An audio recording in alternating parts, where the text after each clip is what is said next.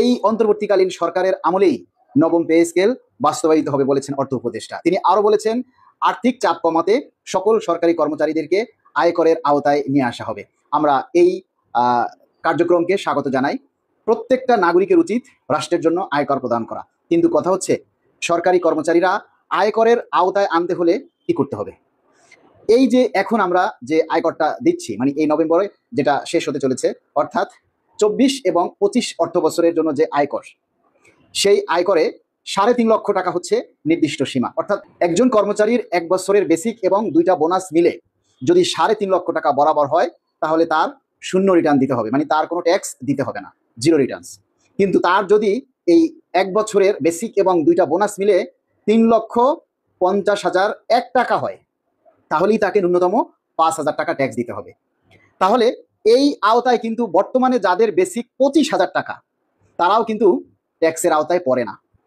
8,250 টাকা তো দূরের কথা, বর্তমানে যারা 24-25 হাজার টাকা যাদের বেসিক, তারাও ট্যাক্সের আওতায় পড়ে না, এবং এই শ্রেণীর কর্মচারীর সংখ্যা সবচেয়ে বেশি।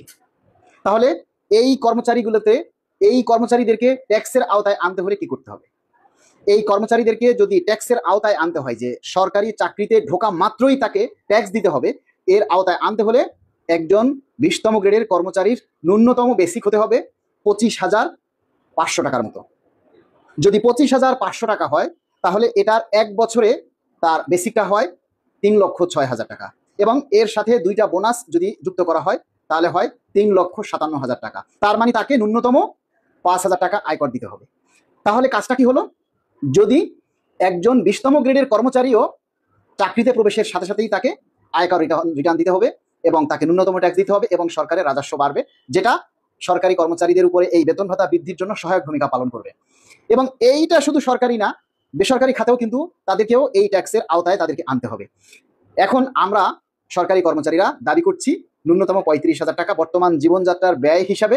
আমরা সবকিছুর জন্য, যেহেতু বিগত 10 বছরে 2টা পে স্কেল অতিবাহিত হয়ে গেছে, এই 2টা পে স্কেলের সময়কে সমন্বয় করে আমরা 35,000 টাকা দাবি করেছি জীবনযাত্রার ব্যয় হিসাবে।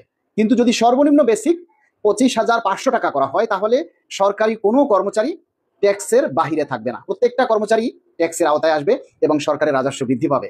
তাই আমরা চাই সকল কর্মচারী যাতে ট্যাক্সের আওতায় আসে, এবং ট্যাক্সের আওতায় আনতে হলে তাদের যে বেসিকটা দিতে হবে, সর্বনিম্ন স্কেল যেটা দিতে হবে, আপনারা সেটাই নির্ধারণ করুন।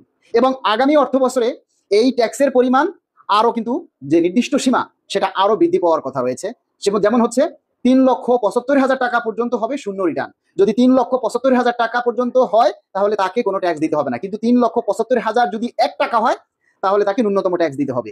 এবার সরকার মহোদয়, আপনারাই নির্ধারণ করুন, যদি সকল কর্মচারীদেরকে ট্যাক্সের আওতায় আনতে হয়, তাহলে তাদের সর্বনিম্ন স্কেল কত হওয়াটা জরুরি, কত নিম্ন স্কেল হলে তাদেরকে ট্যাক্সের আওতায় আনতে হবে। দারুণ একটা অফার কিন্তু এটা সরকারের জন্য, এবং এটা সরকারি কর্মচারীদের জন্য বিশাল একটা অফার। প্রত্যেকটা সরকারি কর্মচারী যদি এই ট্যাক্সের আওতায় আনতে পারে, তাহলে তারা নিজেদেরকে গর্বিত মনে করবে। তার কাছে মনে হবে, আমি একজন গর্বিত নাগরিক, আমি রাষ্ট্রের জন্য ট্যাক্স দিচ্ছি।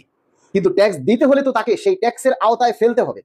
তাই ট্যাক্সের আওতায় ফেলতে হলে তার ন্যূনতম স্কেল 35,000 টাকাই করতে হবে।